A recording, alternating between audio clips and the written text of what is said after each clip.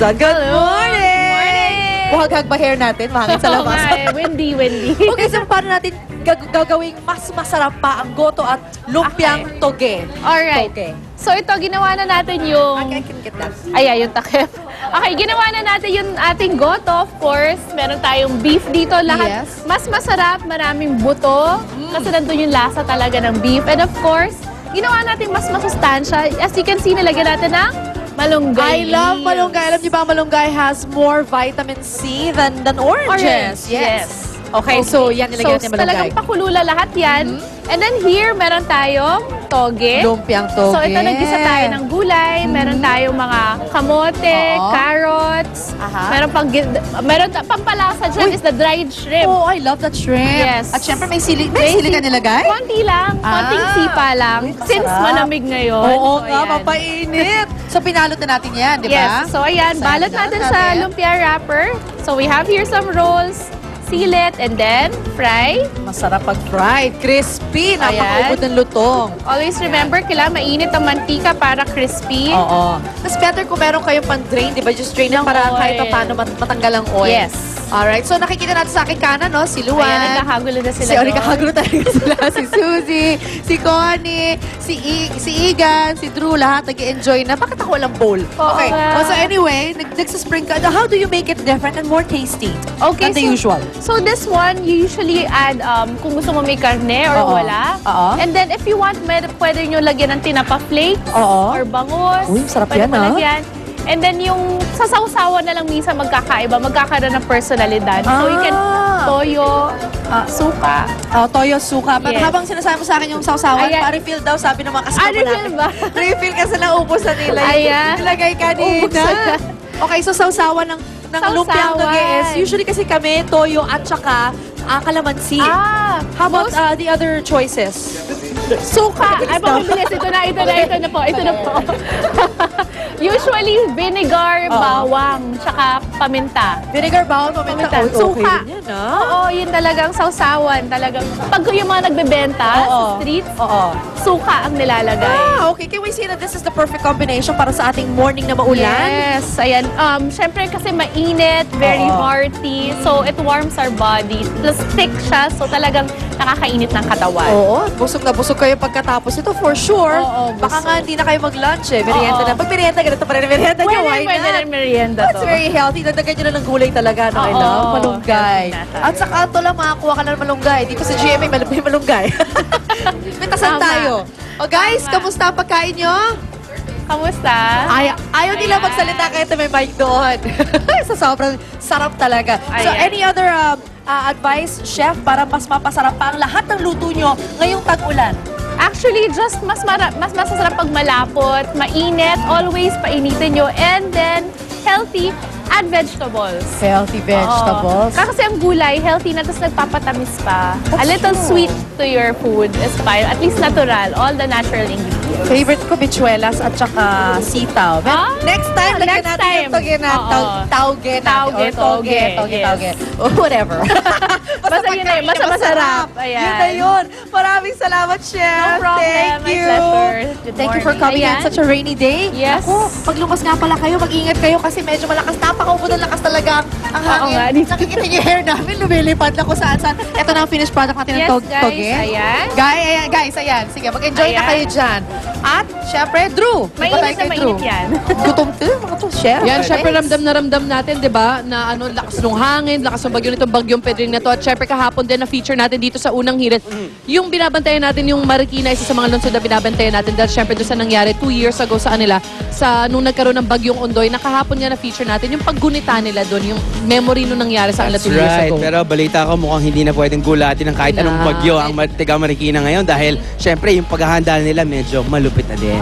Kaya balitaan natin na si Miss Susan dyan sa Marikina. Miss Sue, kumusta naman dyan? Welcome back to Marikina, Tisu. Tisu! Kumusta ka na? Yes, maraming salamat, Susie. Good morning, Lynn. Ako dito ho sa Barangay ng Casa, lungsod ng Marikina. Ay ramdam na natin itong lakas ng bagyong Pedring.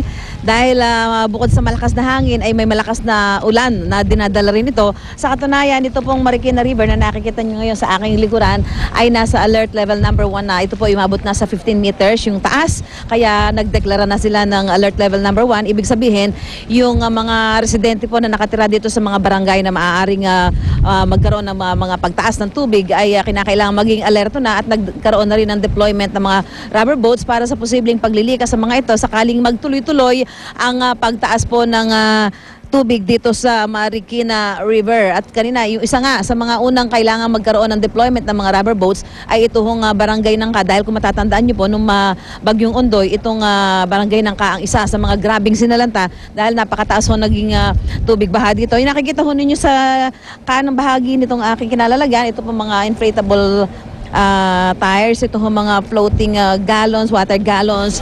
Yan po yung mga maaaring gamitin ng ating mga residente para kung sakasakaling kailanganin nila ito para ho sila ay mag-float kung sakali magkaroon ng pagbaha. Ngayon, makakasama ho natin si Ginoong Randy Leal, ang barangay chairman ng para po dun sa ginagawa nilang paghahanda. Good morning po, Chairman. Good morning po, Susan. Okay, paano yung ginagawang paghahanda ngayon ng ating mga residente dito sa barangay Nangka to make sure na yung pong nangyari nung pananalasa ng bagyong Ondoy ay hindi na po maulit dito sa pananalasa ng bagyong Pedring? Sana po, huwag na maulit at alam naman natin, hirap ng nangyari sa atin na nakaraan Ondoy at kaya ngayon pinaghahandaan na natin kung ano man yung darating na bagyo, pagtaas ng tubig, naka-ready na po tayo dyan. Okay, aside from dito sa nakikita natin, itong mga rubber boats na ito, may mga bangka, wooden boat, paano ho natin inaalerto yung mga residente rito? I understand meron ho kayong mga inilagay ditong mga sirena, ganyan, ano? Opo, tama po yun, Susan. Meron ho tayong water level. Meron tayong water level sa Marikina River na kung saan pag tumaas ang tubig sa 15 meter, ibig sabihin nun, first alarm yun, warning yun. Tapos pag pangalawang tunog ng sirena, ang ibig sabihin nun, nasa level 2 na tayo. 16 meters na yung tubig sa Marikina River. Kanina kausap ko po yung itong Marikina Rescue at sinasabi ang water level ngayon sa Marikina River ay 15 meters na. So ibig sabihin nasa alert level number 1 na ho kayo. So ano ho ang mga gagawin ng mga residente dito? Especially kayo po yung unang barangay na tinatamaan kapag tumataas ang tubig sa Marikina River. Opo, tama po yun, Susan. Kami po ang unang tinatamaan dahil yung galing po sa Montalban, sa San Mateo, Antipolo, dito po sila nagsasalubong kaya kami po unang tinatamaan. So yung mga residente ho rito, meron na kayo ng mga homemade kit, no? Para ho kung sakaling kailangan lumikas, ay meron na ho silang mga dalang mga kakailanganin nila sa paglikas. Meron na po. What about po itong mga ito pong mga nakikita natin, itong mga water container na ito, kung may karamihan, bakit para saan po ito? Saan gagamitin? Yan po, malaking tulong po sa kanila yan dahil yan po, nilalagyan po namin ng tali pagka lumaki ang tubig, magagamit po nila yan.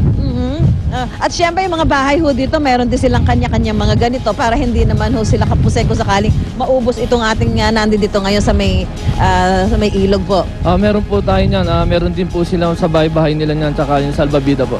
At syempre wala na hong tulog yung mga barangay officials dito para ho mag-monitor dito sa sitwasyon ng Marikina River. Opo, kagabi pa po kami walang tulog. Okay, maraming salamat po. Ito Randy Leal, siya po yung chairman dito sa barangay ng Kaso.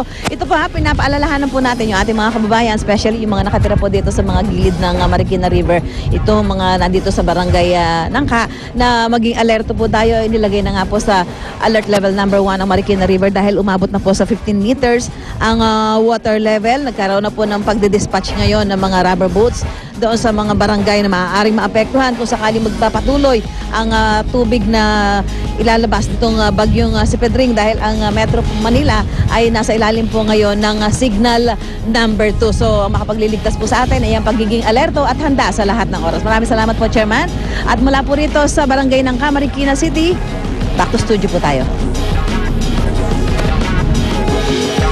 Salamat Ate Sue, ingat ka dyan. At syempre may karagdagan tayo mga information na suspension of classes. National University suspended na po ang classes ninyo. Wala na rin pong pasok sa STI College sa Muñoz at sa University of the East sa Recto at Caloocan. Magbabalik po unang hirit.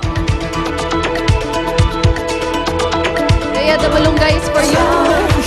Ang saya-saya sa unang hirit, unang hirit, unang hirit. Mangulat ka.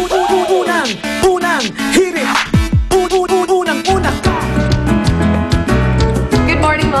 Today, Magnolia will provide us with another easy and delicious recipe that your family can enjoy anytime, any day.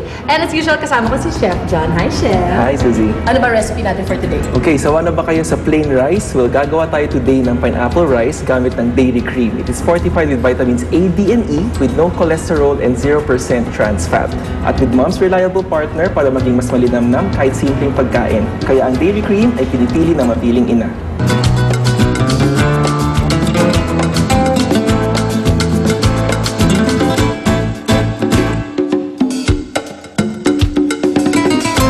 Gigisahin natin yung ating bawang.